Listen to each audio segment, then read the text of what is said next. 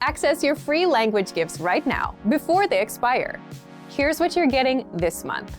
First, the Talking About Numbers Conversation Cheat Sheet. With this new Numbers PDF cheat sheet, you'll learn all the basic numbers, how to talk about your age, and tons more number-related phrases. Second, the How to Count to 1 Billion PDF. With this new printable ebook, you'll learn how to count from 0 to a billion. Download it now for free. Third, 15 ways to learn on your commute. Want to know the best ways to learn when you're on the go? This 1-minute lesson will reveal 15 new ways to learn and master languages. Fourth, want to learn how to order food in your target language? Then this 1-minute lesson is for you. You'll learn the 20 most common phrases and questions you'll need at a restaurant. Fifth, want to learn the language on your phone? Then download our Innovative Language 101 app for free for the Android, iPhone, and iPad. You'll learn fast and start speaking in minutes with 3 to 15-minute audio and video lessons. And finally, the deal of the month. If you want to finally master the language with lessons by real teachers and our complete language learning program, get 33% off Premium or Premium Plus with the Monster Sale. To get your gifts and language learning resources, click the link in the description below. Download them right now, before they expire.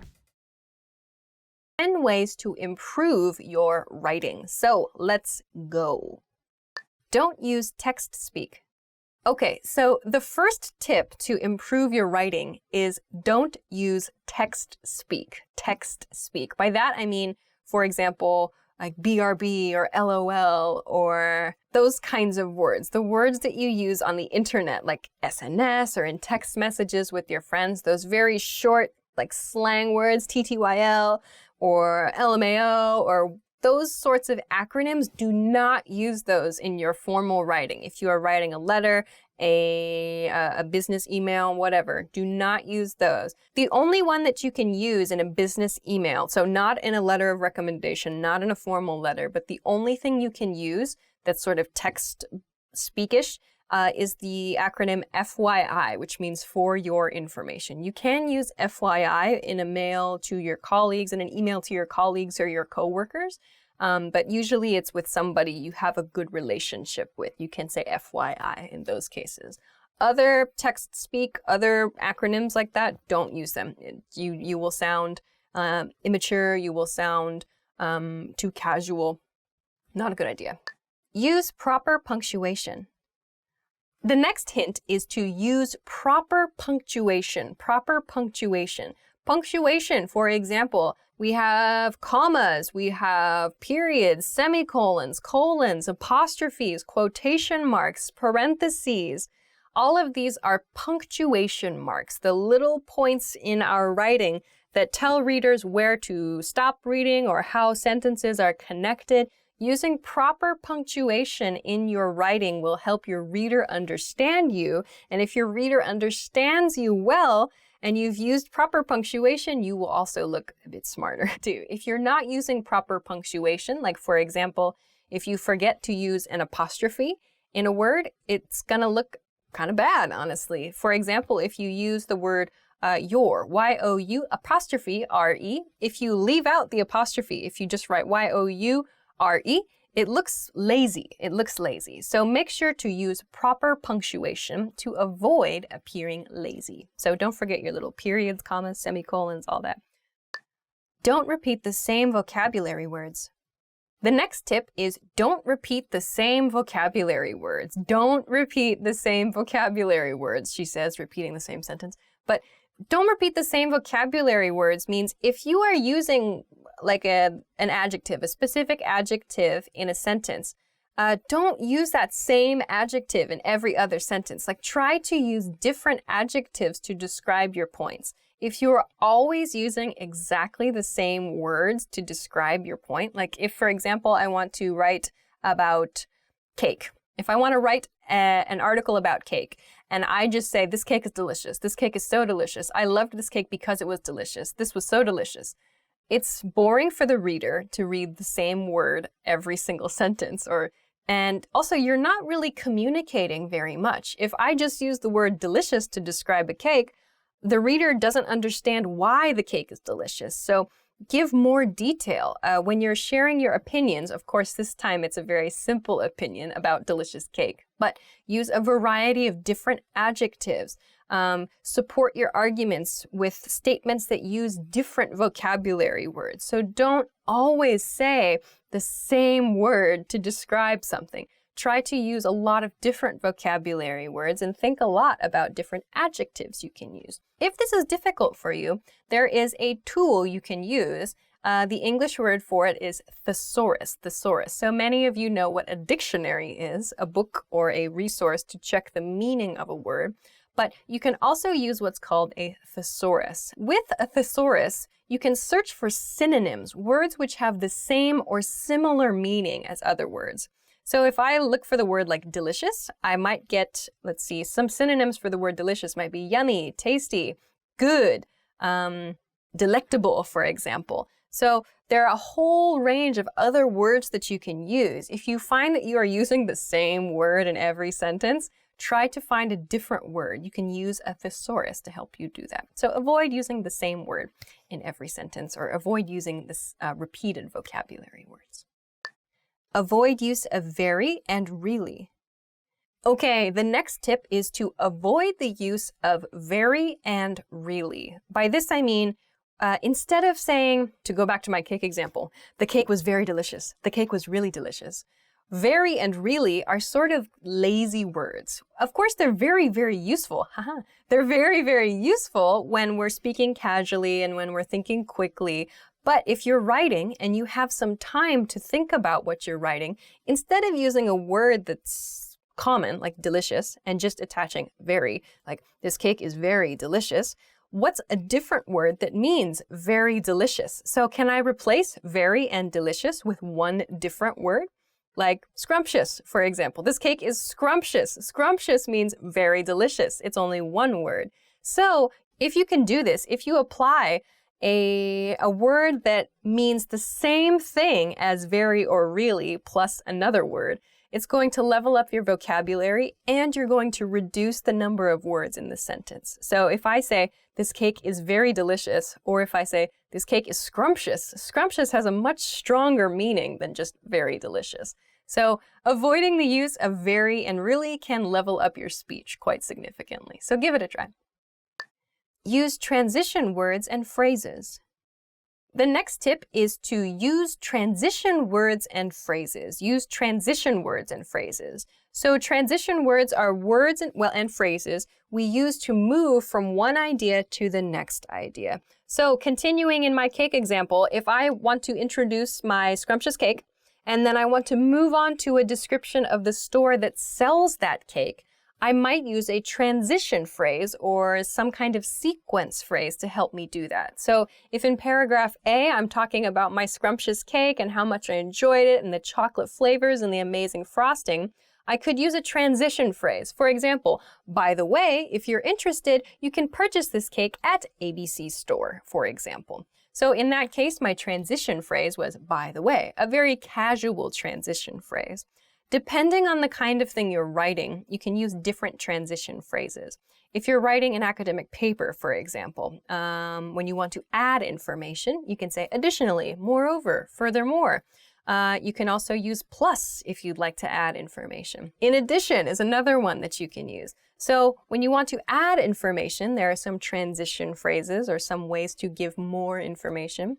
To describe a sequence, you can say next, then, following that. You can use your words like first, second, third, fourth, depending on the sequence. You can say subsequently or consequently as well. So think about the relationship between the points you're introducing. Think about all these different relationships. How do you want to connect these ideas? So instead of just listing your points, each point, try to think about how to connect those points naturally. So depending on what you're writing, the words you use will change, which is fine, but just think about the way you'd like your reader to understand your information and choose transition words and phrases accordingly. Organize your writing. Intro, body, conclusion. Okay, the next one is a tip about organization. So the next tip is organize your paper or organize your writing into an introduction, a body, and a conclusion. So these are the three basic elements of an academic paper or of an essay, perhaps an article as well. Introduction is, as it sounds, it's introducing the main points. What are you going to talk about? What is your opinion? What is your argument? We introduce that in the introduction. Then the next part is the body of the paper. In other words, the main points, your real arguments, everything you would like to say about the things you introduced in your introduction. This is where you get into the details of that. So the body of the paper is typically the longest part of the paper or the longest part of the essay. So there's a lot of information in the body section. Finally, the conclusion. The conclusion of the paper concludes or finishes the paper. In the conclusion, you will summarize your points from the body of the paper, and you should connect those points to the items you introduced in the introduction of your paper. So all of these elements, these three elements, should connect together.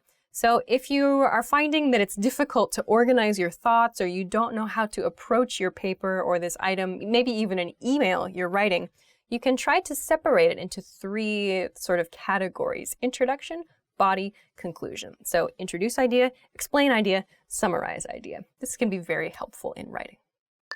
Avoid use of second person. Okay, the next hint is avoid use of second person. Second person. This is going to take a little explanation. So in English writing, we have three sort of ways that we can write. We can write in first person, which means, for example, I went to the store. I wanted to buy something. I met a friend. So first person, I am the person sharing the story, sharing the information. In second person, which is kind of rare actually, except in very casual styles of writing, the subject of the sentence is you. Like, you go to the store, you buy some milk, you call your friend. This is kind of rare. We see this in children's books and, like I say, in sort of informal articles online. Third person style writing is using he, she, and character names. Like, he went to the store, she called her mother, they needed to see a doctor. So there are these three types of writing in English language. So first person, second person, third person. Generally, when you are writing, especially an academic paper, you'll use first person or third person to do that. If you're writing something formal, you should probably not use second person. Sometimes you'll see like a person describing an experiment, for example, like you should submerge the item in water, or you should bake this at 350 degrees. Using you is fine in casual situations, when you're giving instructions, for example. If you find it in a recipe, fine. It's kind of sounds a bit more casual, it's very informal, not so important. However, if you find that you are using you in an academic paper, it sounds a bit too casual, too informal. So please avoid use of second person. So reminder, second person is the subject of the sentence is you. So it sounds like you're kind of commanding the other person, commanding the reader, or giving advice to the reader, or telling the reader what to do. It sounds very odd. So avoid use of second person in your writing. Consider the tense you're using. The next tip is to consider the tense you're using. Consider the tense you're using. So I'm just going to talk about two tenses here, really. Present tense and past tense. So we can use the present tense and the present continuous tense, really, to explain a story or to tell a story like it's actually happening. So if I say, like, I go to the store, I see a friend of mine, she's buying milk, for example. If I use the present tense and I use the present continuous tense, it sounds like the listener, or if it's in writing, it sounds like that's actually happening. It's easier for the listener or the reader to kind of experience the story in that moment. So if you want to create some tension in your writing, if you want to create some excitement, you can use the present tense and its associated tenses to kind of heighten the energy level. If you use past tense, however, you might create more of a report nuance. So for example, when you watch the evening news or you read the newspaper, you might find that it's written in past tense. It's just reporting information. What happened? So simple past tense is used. Past tense and the other associated tenses in past tense are used. So when you're writing, consider, what do you want the reader to feel, or what do you want the reader to experience? Are you writing a report? Maybe you should just use past tense. Are you writing about general facts? Then if you're writing about a general fact, you should probably use present tense. But if you want to create like a fiction story, for example, and you want your reader to experience the story and kind of feel enthusiastic or energetic about your story, present tense and maybe continuous tense with present would be a better choice. So just think about which tense you're using for your writing. Consider appropriate vocabulary. The next tip is to consider appropriate vocabulary. Consider appropriate vocabulary. So depending on the type of thing you're writing, there are words that are good to use and there are words that are not so good to use. If you're writing an academic paper, for example, don't use casual words. Don't use curse words in your paper. Don't use anything that could be interpreted or could be understood as informal. If you're writing something very casual, on the other hand, it's fine to use casual words. It's fine to be informal, to be a little bit funny. And it might sound strange if you do use informal words or extremely polite words. So consider the appropriate kinds of vocabulary words to be using depending on what you're writing. Learn to use references. Okay, the last tip is maybe the most difficult tip. The last tip is learn to use references. Learn to use references. This is especially important if you are writing academic papers or if you are writing something you're going to publish in like a journal or maybe even a magazine. Using references means you are using references, reading references, and writing about them, and including what's called a citation in your writing. So you're taking a piece of something that someone else has written, putting it in quotation marks, perhaps, depending on the way you choose to cite it, and then adding a reference list at the end of your document to show which documents you referenced, which documents were important to you in making your argument. So if you can use references in your writing to support your argument, it can be a very, very good tool. So if you have just kind of an opinion piece, you want to write an article, even for the internet, for example, it can be very, very helpful to support your argument with links to other references, with links to other information about your opinion.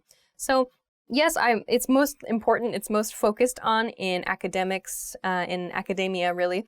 But if you're writing even for the internet, learning how to reference properly, learning how to include others' works properly in your work can be extremely valuable. So try that out. It's a big topic, it's a difficult topic, but learning how to use references can really help you improve your writing.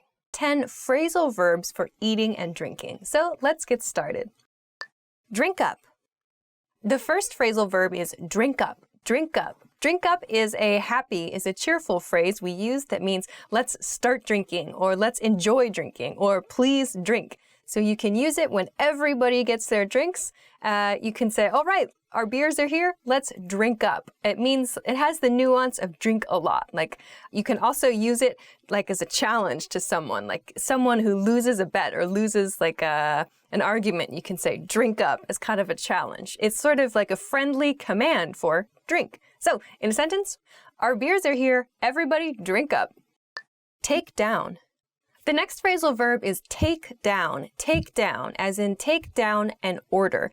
Take down is a phrasal verb that the staff, like waiter or waitress, will use at the restaurant. They may come to your table and say, can I take down your order? They may also say, can I take your order, of course. But to take down is like to take your order and write it down on a notepad, for example, on a notebook. So take down your order. You might hear this. So in a sentence, when you're ready, I can take down your order. Ring up.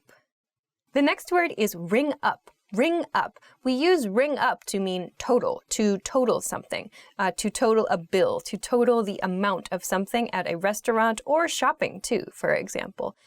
So again, this is a word that wait staff, the staff at the restaurant may use. So when you finish your meal, they will ring up your bill. They will ring up your total, and you will pay that amount at the end of your meal. So in a sentence, I'll ring up your bill at the cash register. Set down.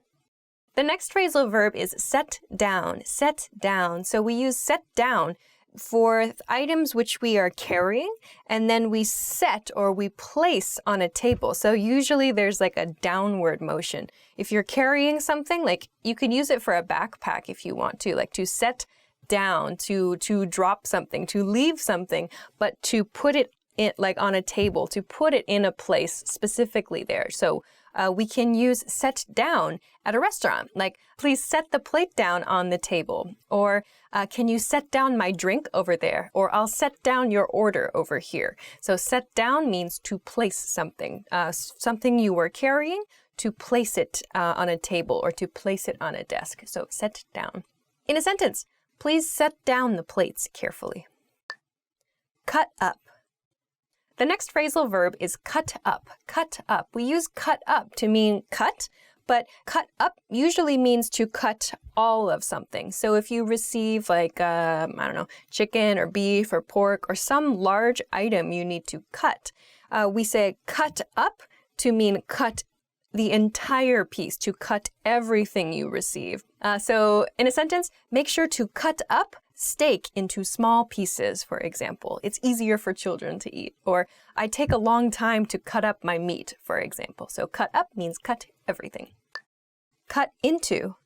The next phrasal verb is cut into. So to cut into means just to make one slice into something. Usually we use cut into for like the first slice, like we use it maybe to check that something is properly cooked sometimes. So like to cut into a chicken or to cut into turkey.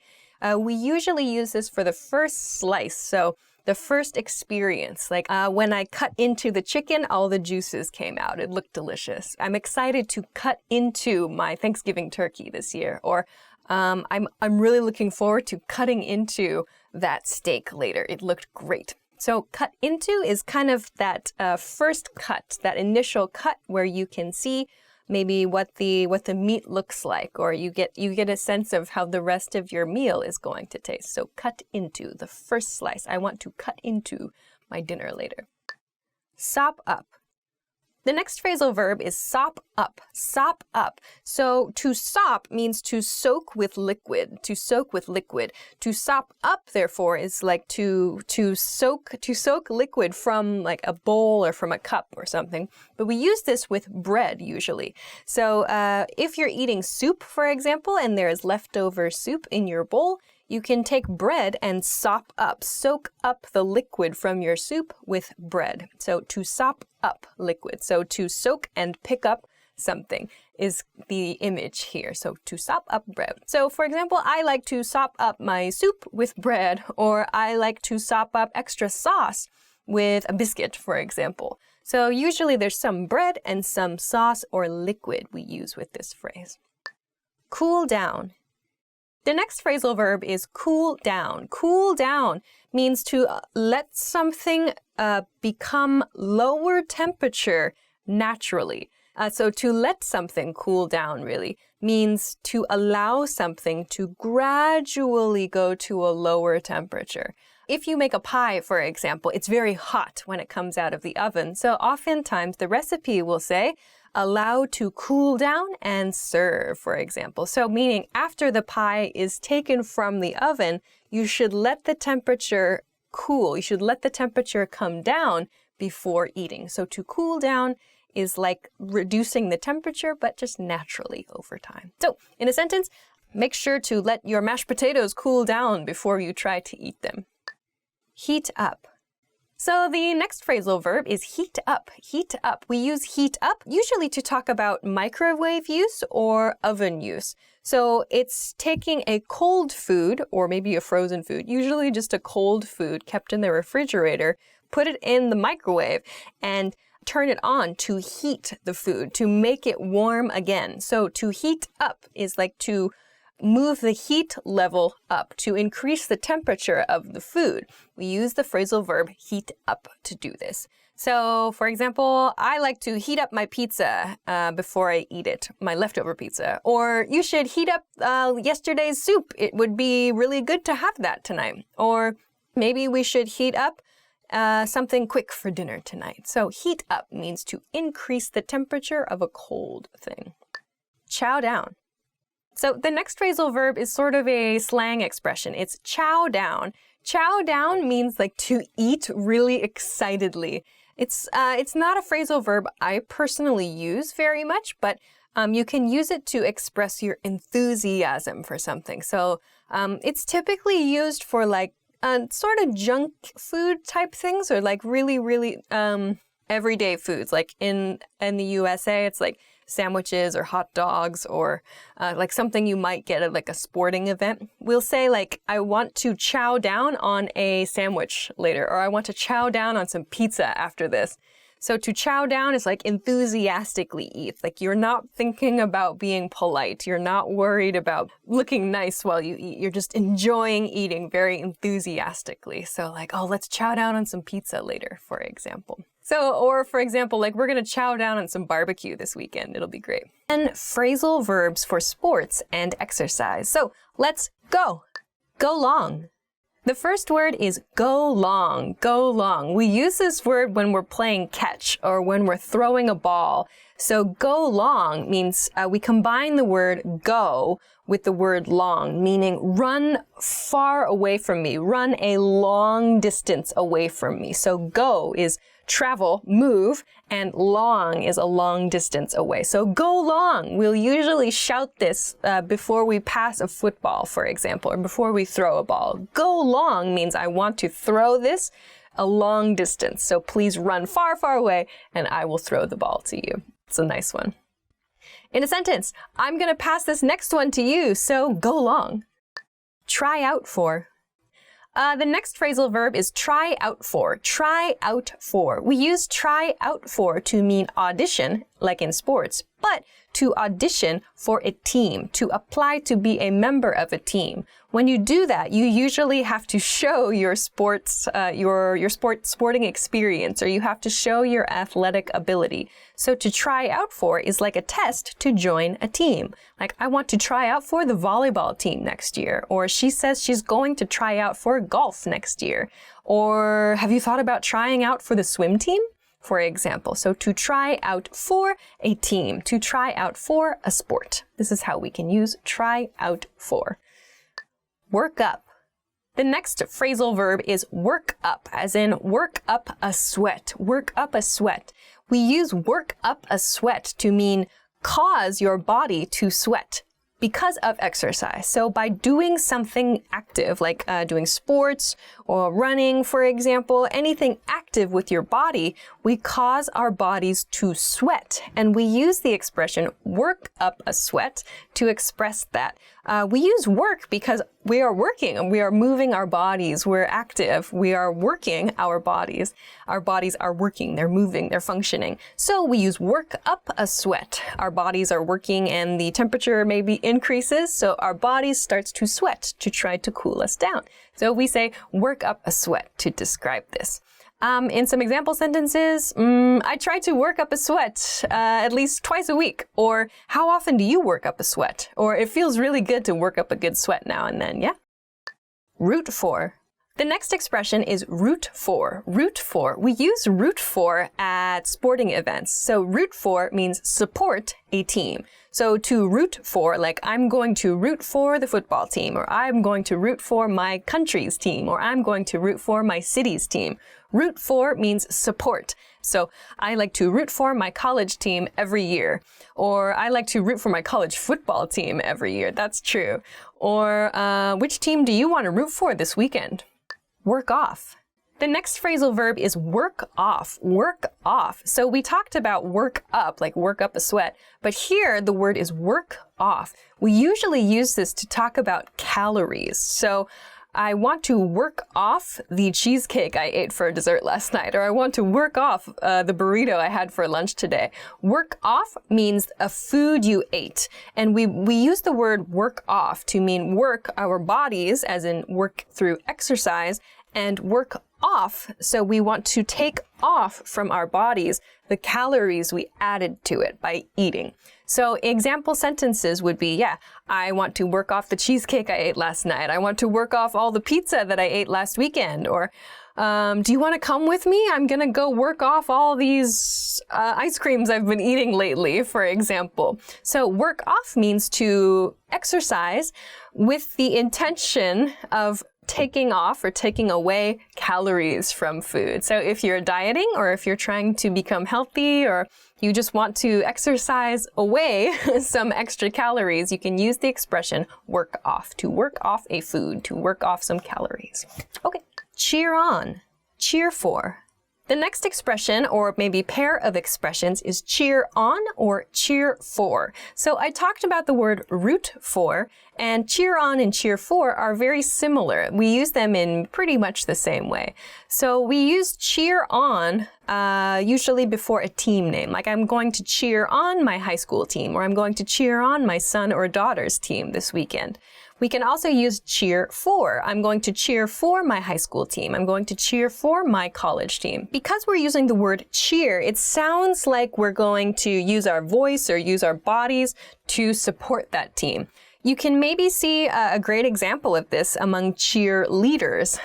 So you see cheerleaders a lot in movies, especially from the USA.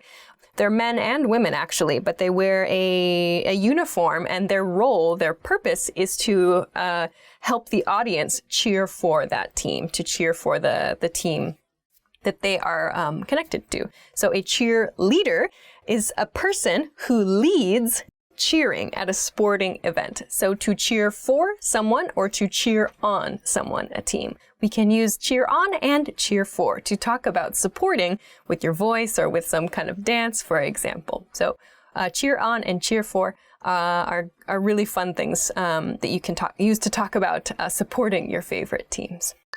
Knockout.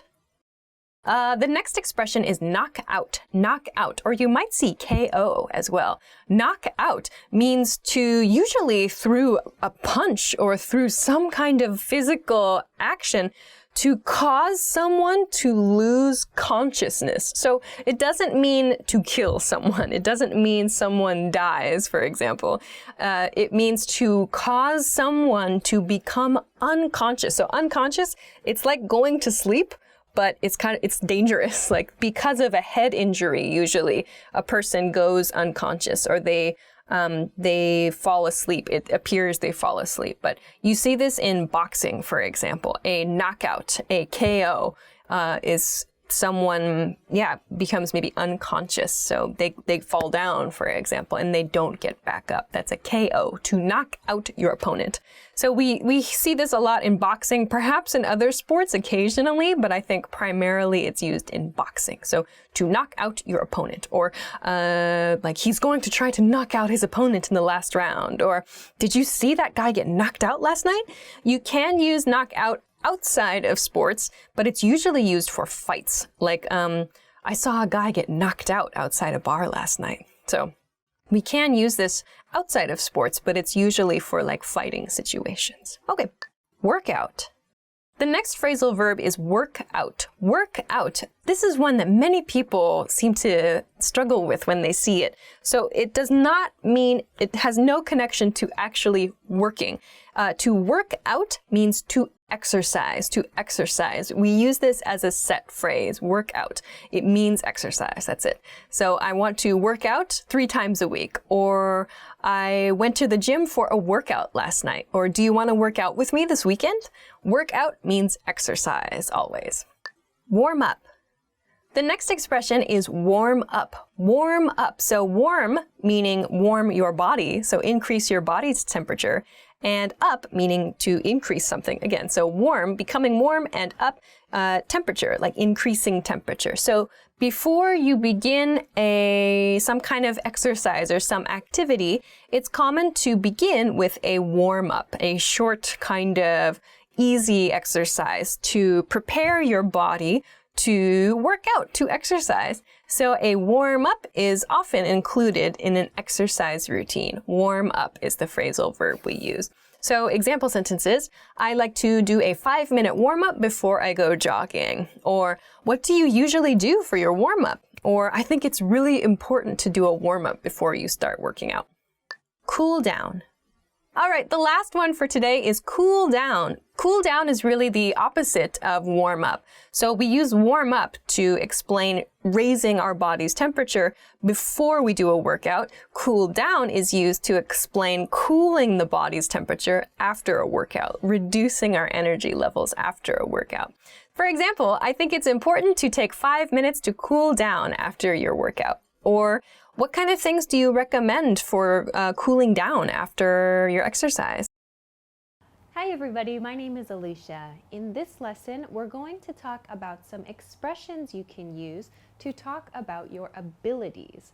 So I'm going to introduce some expressions you can use for the past, for the present, and for the future.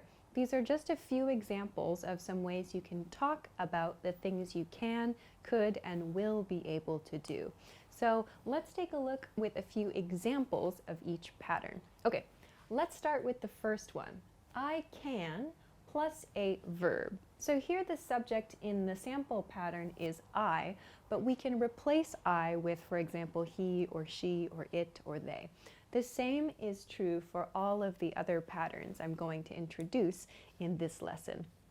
So we use I can plus a verb as sort of the basic, most simple way to express something we are able to do. So example sentences, I can speak English. My verb here is speak in this case. So this could be something many of you can use. Another example, here I've changed the subject to she. So she can, my verb is run. She can run 5K, 5K meaning 5 kilometers, in 30 minutes.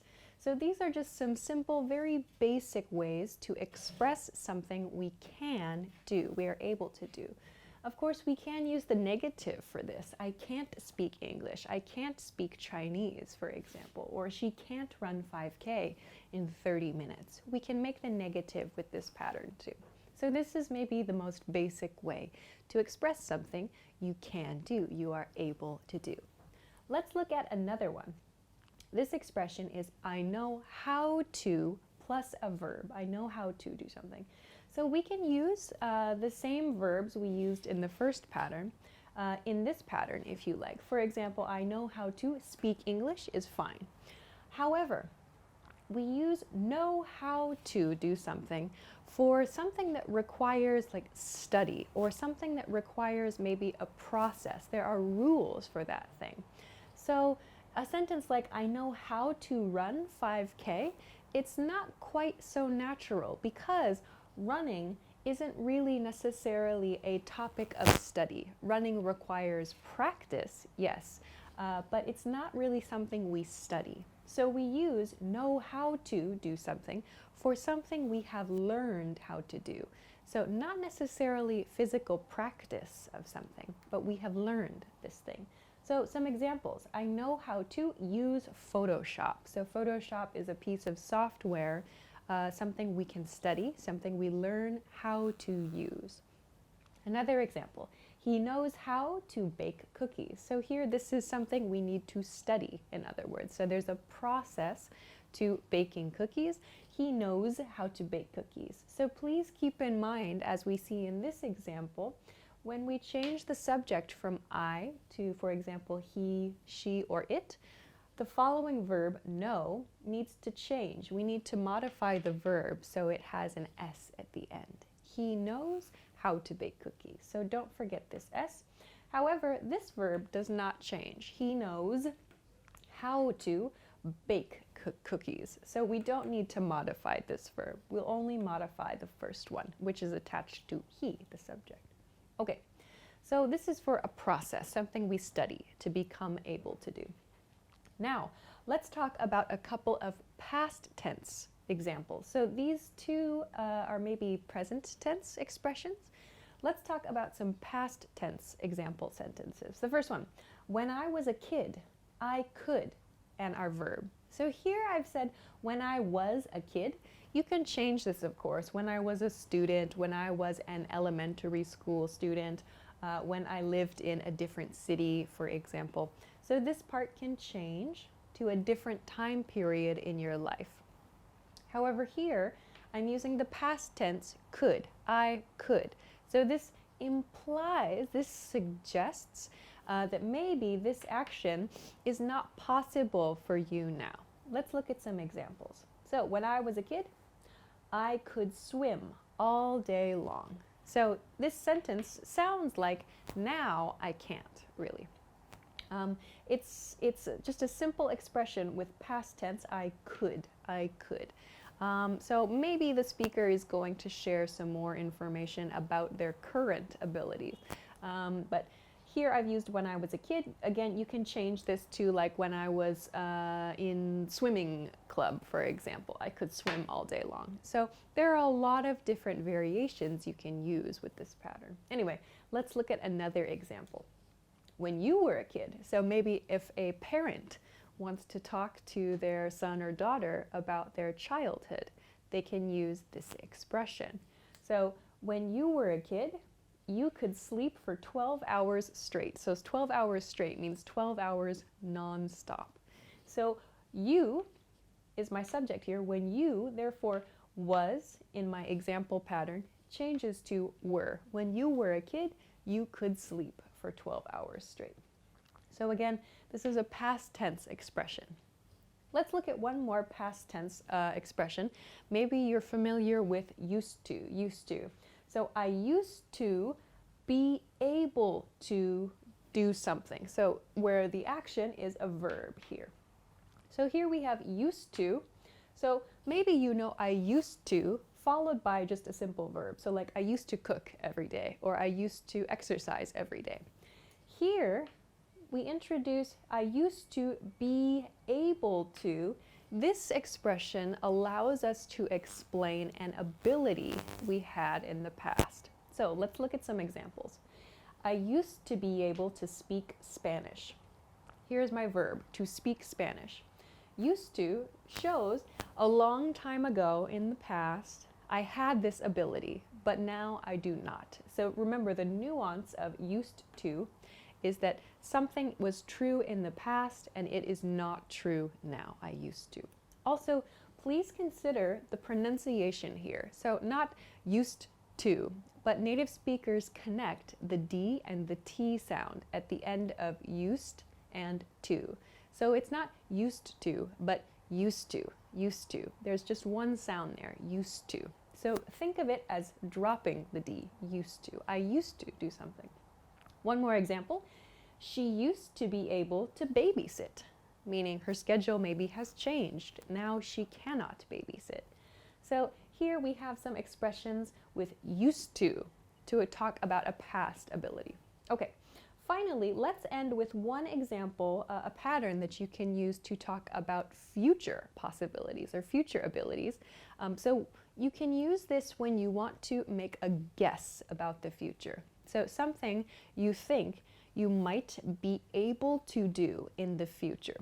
So the base pattern is in the future, will be able to verb. So here I have we in my example, we will. So will is the contracted form of we will, and I've used we. In this case, we means all people, all members of society, we, together. So some examples of this. In the future, we'll be able to use AI technology. AI, so artificial intelligence, AI technology. In the future, we'll be able to use AI technology. So you might wonder, why am I using will here instead of like going to, for example? We use will when we're making a guess about the future that we can't really see. So we can't see what's going to happen in the future. And maybe we don't have such a strong level of confidence. We don't have a super high level of confidence about our guess. In those cases, we can use will. So these are nice to talk about capabilities, things we are able to do, or in this case, things we might be able to do in the future. So this is a sentence you can use to make a prediction, to make a guess. Let's look at one more example sentence. Okay. In the future, we'll be able to travel to space. So here again, I'm making a guess. about space travel. So I don't have a high level of confidence because I don't know very much about space travel, but I want to make a guess. In the future, we'll be able to travel to space. If you want to decrease the level of confidence of your guess, you can include I think. For example, in the future, I think we'll be able to travel to space. So you can change the level of your confidence of your guess by introducing some other phrases like I think or maybe. All right, so these are a few ways that you can express your abilities in the past, the present, and in the future. These are just a couple of different patterns to do that. But please be careful. Some things that I've noticed are that often students will mix up the present tense can and past tense could. So make sure to use past tense when you're talking about your abilities in the past. And make sure to use present tense for the things you are able to do now. Okay, the basic definition of the verb pass is to move beyond someone or something. Examples. Let's pass this car. I passed you on campus earlier. So let's talk about the conjugations of this verb. Present, pass, passes. Past, passed. Past participle, passed. Progressive, passing. Okay, so now let's talk about some additional meanings for this verb. The first additional meaning is to decline something. So, for example, let's imagine a conversation between two people. A, want some cake? B, I'll pass. Second example, I'm gonna pass on drinks tonight. Okay, so in both of these example situations, we see someone declining.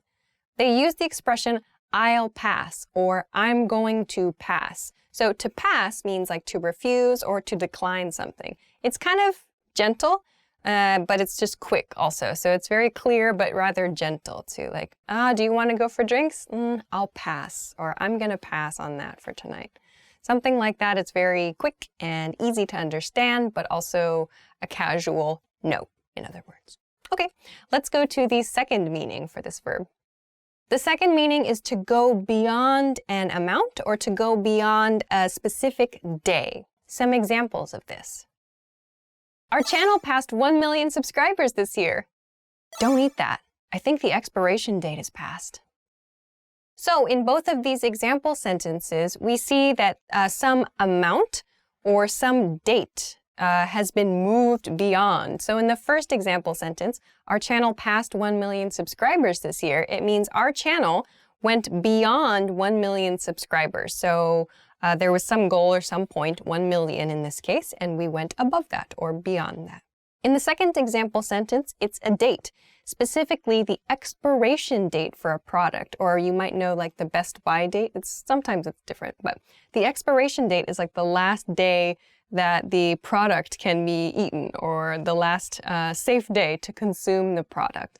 So the expiration date has passed means that the product is beyond that date. So in both of these examples, we're seeing some amount or some specific day, and then we're talking about going beyond that. So this is another meaning of the verb pass.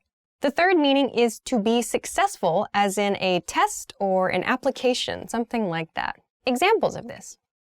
I passed the test. If the house passes inspection, we can move in next week. So both of these are referring to successfully completing something or like successfully like achieving something. So in the first example, I passed the test. It means I finished the test and I had an acceptable score. But we use pass. It's much easier to explain with pass.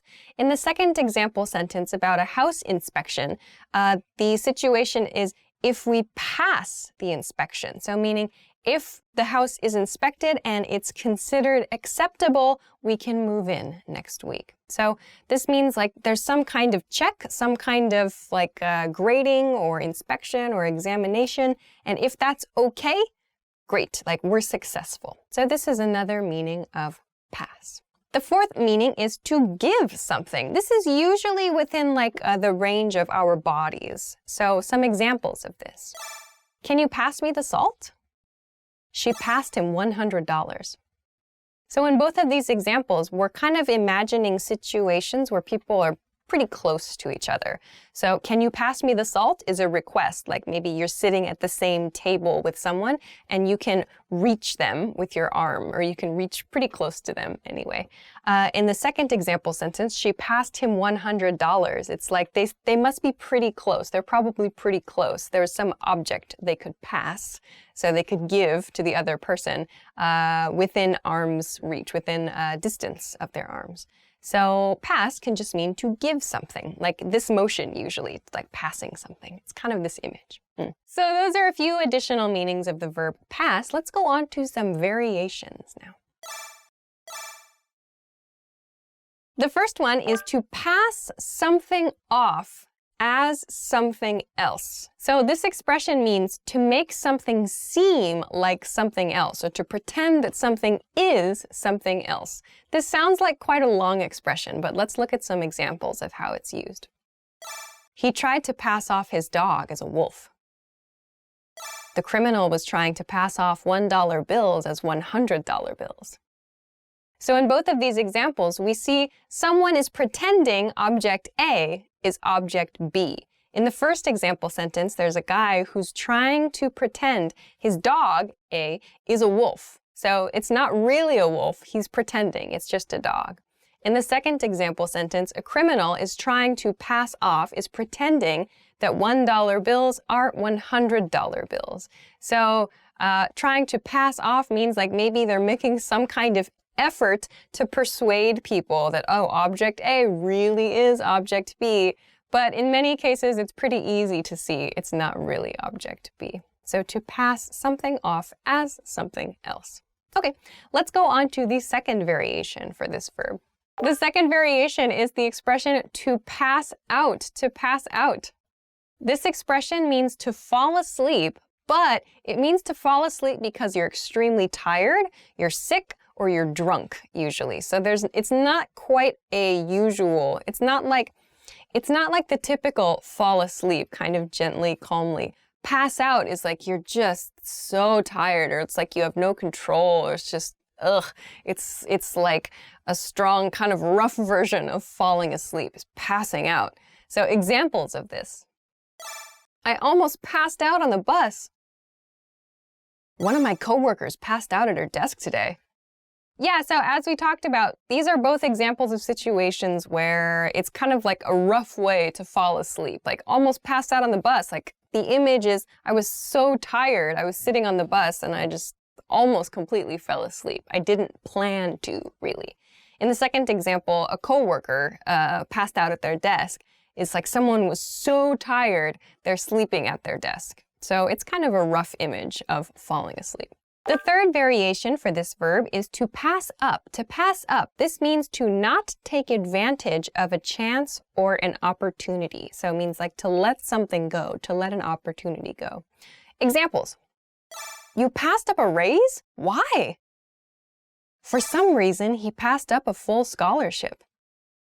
Okay, so both of these are examples of situations that seem to present a big chance or a big opportunity, but we're using the expression passed up. In the first example, we saw pass up a raise. You passed up a raise? Why? Like, why would you not take the raise? So why would you let go the chance for a raise? So you have the chance to earn more money. A raise means more money. You have the chance to earn more money. Why would you let it go? That's the speaker's question here.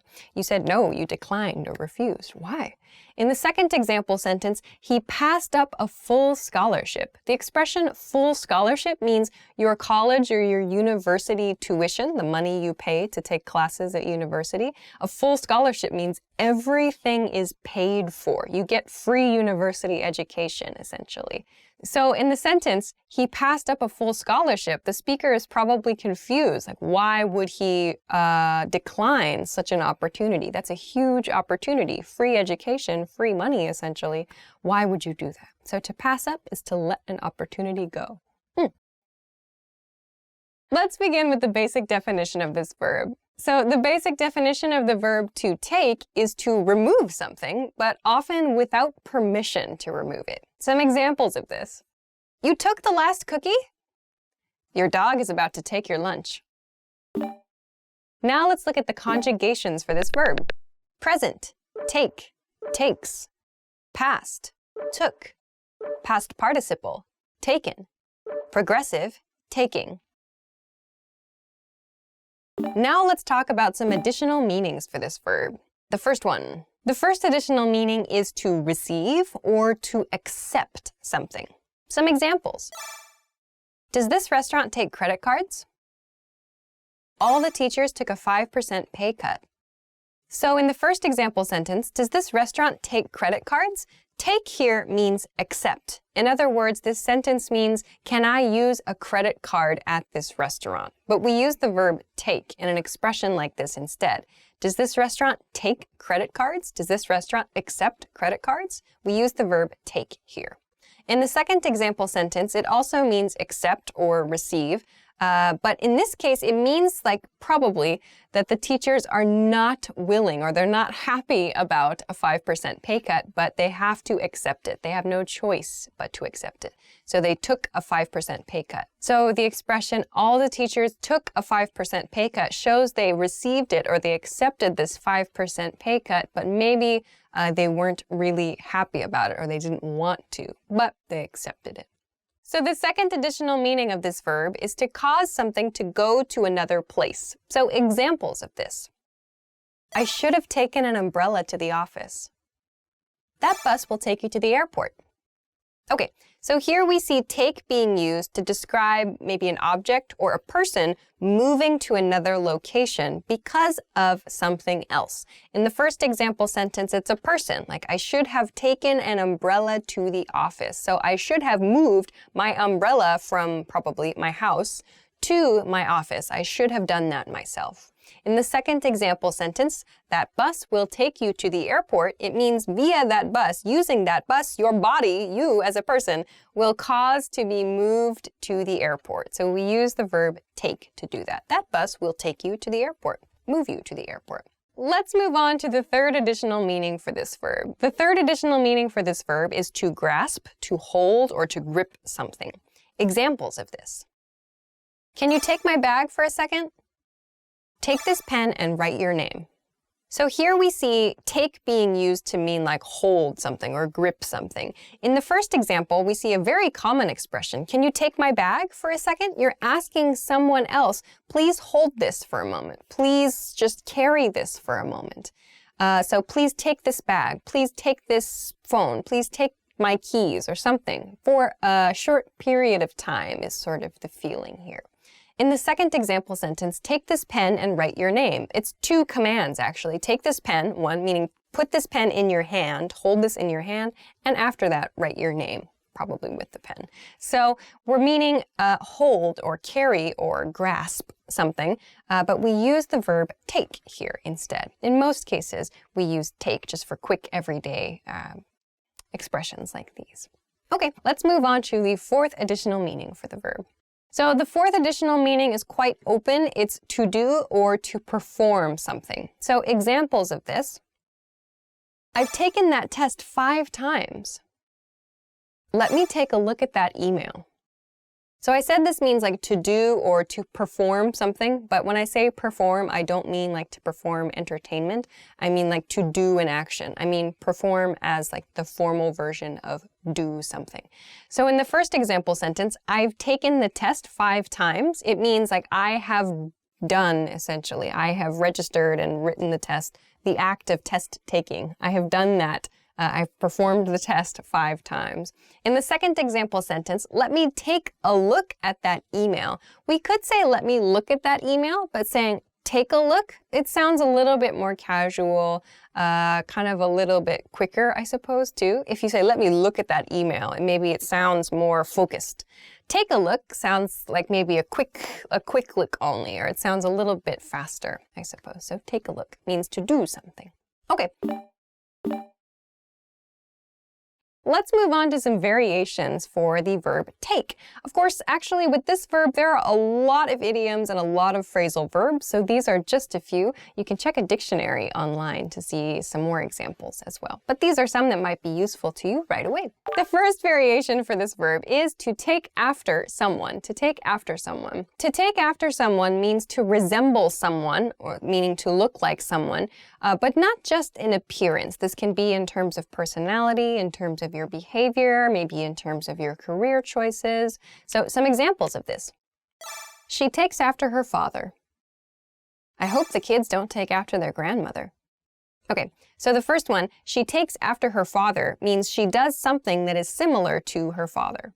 In the second example sentence, I hope the kids don't take after their grandmother, the speaker hopes the children don't have the same behavior or don't have the same something, maybe personality or maybe looks, appearance. They don't do something similar to their grandmother. So to take after someone means to resemble someone in some way. Okay, let's move on to the second variation for this verb. So the second variation is to take someone or something on. So we can use to take someone on, to take something on. Both of these kind of have the image of a challenge of some kind. So we're accepting a challenge. This can be a physical challenge, or it can mean like a career challenge, a project challenge, a conceptual challenge. Examples. If you threaten him, he'll take you on. I'm taking on some new responsibilities at work. In the first example sentence, it could be a physical challenge. If you threaten him, he'll take you on. This could mean a physical fight. So accepting a physical fight, he'll take you on. He will take you on means he will accept your challenge. So that could mean having a physical fight. It could mean having some kind of like legal fight. We don't know. It's quite an open expression. But it means he will accept your challenge and try to win. In the second example sentence, I'm taking on some new responsibilities at work, we see that the speaker has received new responsibilities, or maybe has agreed to take new responsibilities, has agreed to accept new responsibilities, and they're going to try to achieve those things, like achieve new goals, for example. So I'm taking on, I'm accepting and trying to work hard on a new challenge. Okay, let's move along to the third variation. The third variation is to take something back. To take something back actually has two different meanings depending on the context. Let's start with the first one. The first meaning of to take something back is to return something to a store. Examples. I need to take back that sweater. Have you taken back those shoes? So here, to take back just means to return an item to a store. Something you purchased, you want your money to be returned to you, so you return the item and you receive your money. We say take back. I need to take this item back to the store. I need to return this item is what it means. However, there is a second meaning for to take back. It means like to cancel or to nullify something that you previously said or previously wrote, usually because there was a mistake or there was something wrong or you offended somebody. There was some problem with what you said. Examples. You should take back what you said about her. Our manager took back her comments about our design when she saw how successful it was. All right, so in these examples, we see people in situations where someone should sort of cancel or someone should agree that the thing that they said in the past was wrong. In the first example sentence, you should take back what you said about her. It means you need to recognize that you said something incorrect or inappropriate about her, and you should recognize that and try to sort of fix the problem, fix that situation. So you can't, of course, not unsay words, if that makes sense. You can't just physically remove your words from someone's memory, but you can recognize that you made a mistake and say that. Like, you can say, okay, I take it back. I'm sorry. Like, I cancel what I've said before, in other words. In the second example sentence, we see it in past tense. Our manager took back her comments. So meaning the manager recognized that she made a mistake. So her previous comments were probably negative about the design. She took back her comments, meaning she recognized her mistake and she admitted she had been wrong when she saw that the design was successful. So we see to take back, or in this case, past tense, took back, refers to recognizing in the past that you made a mistake in your speech speech or in your writing and saying so to people. So I made a mistake, I take it back. Want to cut your language studying time in half? In this video, you'll discover how learning a language using PDF lessons is convenient, efficient, and can help you cut your studying time nearly in half. Many people give up on their dream of learning a second language because traditional classroom instruction is too much of a hassle. Between getting to class, studying on someone else's schedule, and just the sheer expense of the books and tuition, traditional learning can be tough. Many people simply give up. Online classes are an option, but sometimes limited data plans can derail the dream of learning a new language. Fortunately, there is a solution: learning language using PDF lesson notes.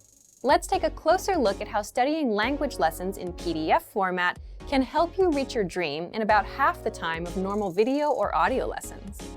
First, print all lessons and PDF tools and take them with you anywhere. Sometimes a tiny smartphone screen just isn't adequate, especially when you're trying to learn something new. The great thing about PDF lessons is that they can be quickly printed and taken anywhere after you download them. In fact, printing out lessons in PDF format can actually save you time when compared to going through the material on a smartphone with a small screen, even with the extra printing time. Second, they're a great study tool to boost retention and mastery. Studying video or audio lessons online is a great way to learn a language because students can play and rewind sections as many times as needed until the lesson is mastered. But when you review the same lessons again in PDF format, an incredible thing happens. Your retention dramatically improves. Thanks to time-spaced repetition, seeing the information again in written format helps reinforce the information in your mind and improves both retention and recall. The benefits of learning a language using PDF lessons quickly add up to significant time savings for you, your data plan, and your dream of learning a new language. Third, all lessons in PDF format include in-depth instructor notes. We have thousands of HD video and audio lessons, and each one includes a PDF version with a line-by-line transcript, so you can read along with the lesson as it appears online. In addition to the line-by-line transcript, all lessons include in-depth instructor notes with more information, sample sentences, explanations, and translations. The additional information and notes help you learn faster and with greater mastery than using the video or audio lessons alone. And when paired with language learning video games, video and audio lessons, or other study aids, our PDF lessons help you reach your dream of learning a new language faster and easier than many traditional classroom settings.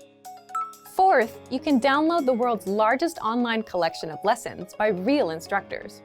Planning on going on vacation and don't know if you'll have reliable internet service? If you're learning through PDF lessons, it's not a problem. Once you download lessons in PDF format to your smartphone, PC, or favorite media device, they are yours to use and keep forever.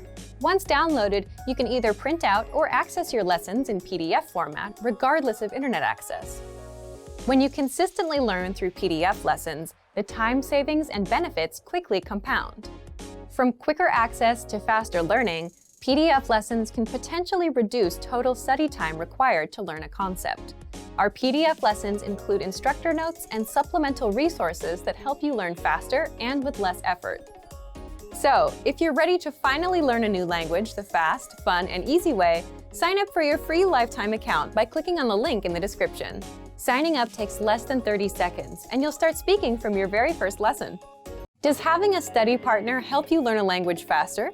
For most people, having a friend or romantic partner who is a native speaker of their target language dramatically improves their ability to master the language. In this video, we'll talk about some ways to help you build relationships with people. We'll also talk about 3 reasons having a native speaker partner can improve your language fluency. First, knowing a native speaker helps you better understand the culture. Knowing a native speaker gets you connected with the culture in ways that no lessons or textbooks ever could. Native speakers are better informed about the latest slang expressions and know interesting places to eat and hang out. Having a friend or partner who is a native speaker can dramatically improve your understanding of the language. In addition to language, you can learn about cultural practices, gestures, and relationships. Second, having a native speaker partner increases your exposure to the language. Practice makes perfect is a well-known expression that is certainly true for language learning. When you have a friend, romantic partner, or study buddy, you speak to them through text messages, phone calls, and basic interaction. These are all opportunities for you to practice the language. Making an effort to practice will help your vocabulary quickly expand beyond simple greetings, flirtatious words, and basic comments to deeper, more meaningful conversations. Third, a supportive partner is the best study aid you can find. We all make mistakes, especially when trying to learn a new language. But if you have a supportive partner, they can gently point out your mistakes and help you find better ways to express yourself. And if your native speaker study partner is also your romantic partner, your motivation will likely be even higher than someone who does not have a romantic relationship with a native speaker. Now, let's look at 3 ways our language learning program helps you learn even faster if you have a native speaker partner. First, all resources and materials are available in English and in your target language. Studying with a partner is special because it's an opportunity for both of you to learn a new language. That's why every single lesson, transcript, vocabulary list, and resource on our website is available in English and in your target language. You can learn from each other. Second, lessons are designed to help you understand and engage with culture. On our website, our focus is to help our students learn practical vocabulary and phrases that are actually used in everyday conversation. This means that from your very first lesson, you can start applying what you learn immediately. So if you want to go out to a restaurant, play games, or attend a social function with your partner, you'll have the vocabulary and phrases necessary to have a great time. Third, access to special resources dedicated to romantic phrases. If your study partner is your romantic partner, we have resources to help you communicate your feelings correctly. Our language learning program has special sections and tools to teach you love words, phrases, and cultural insights. Of course, please remember that simply being in a relationship is no substitute for studying. Communication is key to every relationship, whether romantic or not. If you fail to continue expanding your vocabulary and you stop learning the language on your own, your relationships may suffer or fizzle out. Without question, spending time with native speakers can help you dramatically improve your language proficiency. But this is no replacement for focused studying. It's essential to help facilitate better communication and master the language. Great work! Here's a reward. Speed up your language learning with our PDF lessons. Get all of our best PDF cheat sheets and ebooks for free.